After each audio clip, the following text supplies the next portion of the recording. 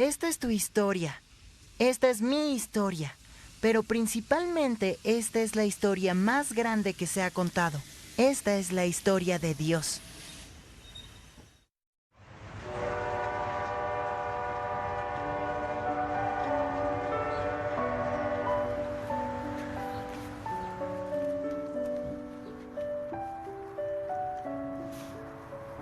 Ten compasión de mí, oh Dios, conforme a tu enorme amor, conforme a tu inmensa bondad.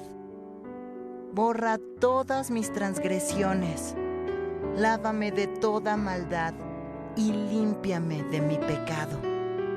Yo reconozco mis transgresiones, siempre tengo presente mi pecado. Contra ti he pecado, solo contra ti. Y he hecho lo que es malo ante tus ojos. Por eso tu sentencia es justa y tu juicio es irreprochable. Yo sé que soy malo de nacimiento. Pecador me ha concebido mi querida madre. Yo sé que tú amas la verdad de lo íntimo. En lo secreto me has enseñado sabiduría. Purifícame con hisopo y quedaré limpio, lávame y quedaré más blanco que la nieve. Anúnciame gozo y alegría. Infunde gozo en estos huesos que has quebrantado. Aparta tu rostro de mis pecados y borra toda mi maldad. Crea en mí, oh Dios, un corazón limpio y renueva la firmeza de mi espíritu. No me alejes de tu presencia ni me quites tu Santo Espíritu. Por favor, devuélveme la alegría de tu salvación. Que un espíritu obediente me sostenga. Salmo 51, 1, 12. Sesión 12. Las pruebas de un rey.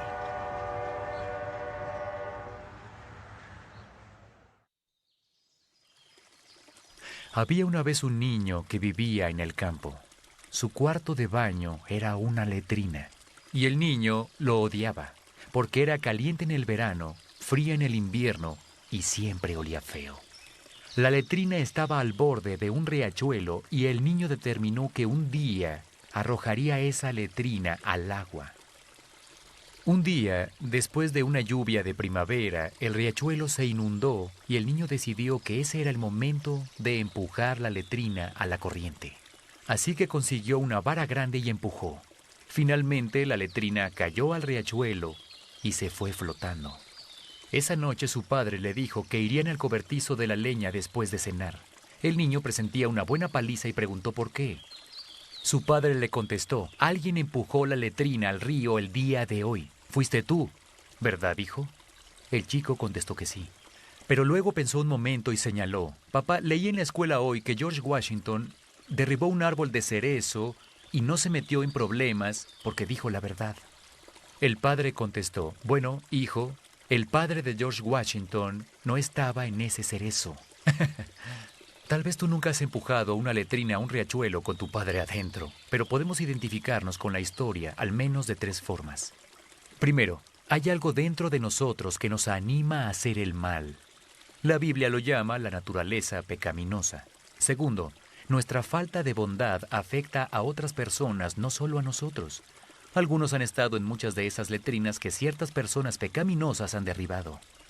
Y tercero, siempre hay consecuencias asociadas con nuestras acciones. Este es el tema del capítulo 12 de la historia. David sigue siendo el rey de Israel y todo le está saliendo bien. El plan de la historia primaria de Dios avanza a la perfección. Israel está siendo bendecido por esto. Si perteneces al mundo de los negocios, entenderás la frase todo va hacia arriba y hacia la derecha. Por ejemplo, en 2 de Samuel, capítulo 7, versículo 1, dice que David estaba viviendo en su palacio, descansando de sus enemigos. En el 7:18 declara: ¿quién soy yo, Dios soberano? ¿Y qué es mi familia, para que me hayas hecho llegar tan lejos? ¿Esta es tu forma de tratar al hombre, oh Dios soberano? En el capítulo 8 está ganando batallas. En el capítulo 8, versículo 15, se nos dice: David reinó sobre todo Israel, gobernando al pueblo entero con justicia y rectitud. David era un buen rey. En el capítulo 9, David está recibiendo sus promesas con la historia conmovedora de Mefiboset. Y en el capítulo 10 se encuentra ganando aún más batallas. Pero en general, cuando lo estamos haciendo mejor y las cosas nos están saliendo bien, somos más susceptibles a caer. Bajamos la guardia. Segunda de Samuel 11 representa un cambio significativo en la vida de David. En pleno apogeo de todos sus éxitos, David cae en una relación de adulterio con una chica llamada Betsabé. Y Betsabé queda embarazada.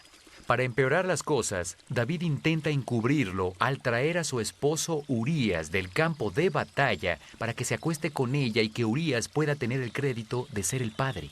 David le dice a Urías que vaya a casa y pase la noche con Betsabé. Pero Urías se niega a estar con su esposa mientras otros hombres permanecen en batalla. Vamos a escuchar la conversación. David se enteró de que Urías no había ido a su casa y le preguntó: «Has hecho un viaje tan largo, ¿por qué no fuiste a tu casa?»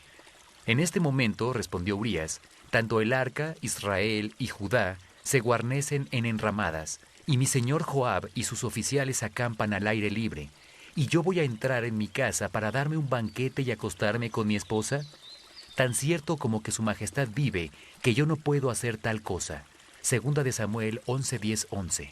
No es lo correcto.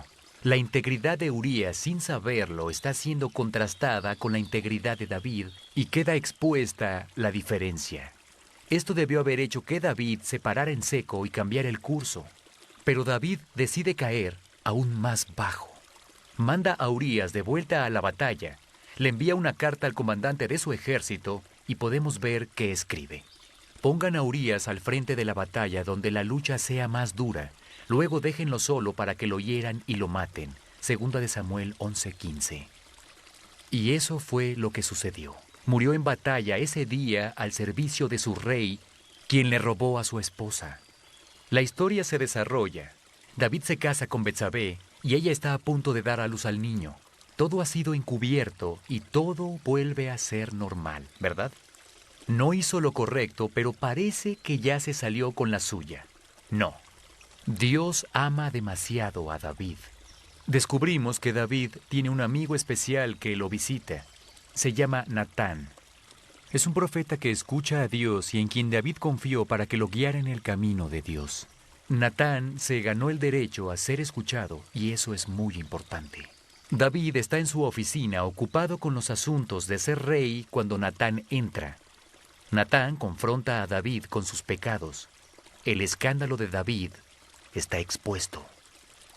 Si nos adelantamos al resto del Antiguo Testamento e incluso al Nuevo Testamento, vas a encontrar que David sigue siendo reverenciado a diferencia de Saúl. En el centro del capítulo de la fe, en Hebreos 11, enlistan a David, pero no a Saúl. La pregunta obvia es, ¿por qué? No es porque los pecados de David fueran menores que los de Saúl. Saúl no esperó a que Samuel volviera y ofreció un sacrificio. Y no acabó por completo con los amalecitas, pero David cometió adulterio e incluso homicidio. Creo que esto es por su respuesta a Dios cuando son confrontados. Cuando Samuel confronta a Saúl, éste racionaliza y da una excusa. Cuando Natán confronta a David, éste responde: «He pecado». Segunda de Samuel 12:13. Ya escuchaste la oración de confesión que escribe en su diario. Se encuentra en el Salmo 51. Saúl racionaliza su pecado, pero David lo admite y entonces busca aclararlo con Dios. En eso está la diferencia. Pero hay más. David vivió con las consecuencias de su pecado con dignidad. Y Saúl nunca aceptó lo que hizo. Solo porque admitamos que hicimos algo incorrecto e incluso podamos corregirlo, no significa que las consecuencias desaparecerán. Después del adulterio y el homicidio de David, su vida personal y su reino se fueron abajo. Por ejemplo, en 2 de Samuel 12, el bebé muere.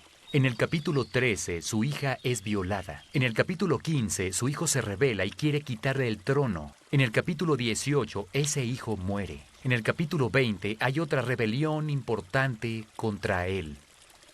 A veces, cuando hacemos algo mal, ponemos en movimiento consecuencias imparables. David enfrentó esas consecuencias con dignidad. Hubo consecuencias graves por las acciones de David, pero como hizo lo correcto, sus relaciones fueron restauradas. Lo que es más importante, su relación con Dios. Al final de su vida, quiero que notes que aunque muchas cosas le salieron mal, en la segunda mitad de su jornada seguía muy enamorado de Dios. En el capítulo 12 hay una de las últimas oraciones de David en frente de todas las personas. Al final de la vida de David, continúa amando a Dios con todo su corazón, adora a Dios con todo su corazón y sigue haciendo que las personas se acerquen a Él. ¿Cuál es la diferencia entre Saúl y David? Ambos fueron pecadores como nosotros. La diferencia está en su respuesta. Nuestro papel en esta vida es hacer que las personas se acerquen a Dios por la forma en que vivimos nuestras vidas y las prioridades que tenemos, la forma en que tratamos a otras personas y lo que les decimos. Así alineamos nuestras vidas con la historia primaria de Dios. Esto también incluye cómo lidiamos con el pecado en nuestra vida. La respuesta de David reveló el carácter de Dios. Dios es santo y justo, pero Dios también es compasivo y amoroso. Restauró la relación de David con Él. Pero no solo eso, Dios bendijo a David y a Betsabé con más hijos. Como sabes, David tuvo más de una esposa. No entraremos en eso ahora. Sin embargo, ¿qué hijo sucederá a David en el trono? Adivinaste, fue un hijo que nació del vientre de Betsabé, un hijo llamado Salomón. Tal cosa significa que Betsabé está incluida en el linaje de Jesucristo. Vemos esto una y otra vez en la historia. Tamar, Rahab, Ruth y ahora Betsabé. Este patrón nos alerta acerca de la gracia de Dios y su deseo de incluir a los candidatos más inesperados para consumar su historia primaria. Lo mismo se aplica a nosotros. Dios quiere que caminemos en rectitud y verdad para que otros puedan verlo a través de nosotros. También quiere que seamos como Urías, que hizo lo correcto y vivió con integridad. Quiere que seamos como Natán y tengamos el valor de confrontar a un amigo que va por el mal camino. Pero también quiere que seamos como David. Cuando pecamos, cuando hacemos mal, cuando lastimamos a otros, la forma en que respondemos también puede mostrarle a Dios a los demás que Dios es misericordioso y perdonador y nos restaurará si vamos a Él con un corazón puro como lo hizo David. ¿Has empujado alguna letrina proverbial? Ahora tú y yo sabemos exactamente qué hacer. Discusión del DVD. Por favor, ve a la página 79 de tu guía del alumno y discute el video que acabas de ver.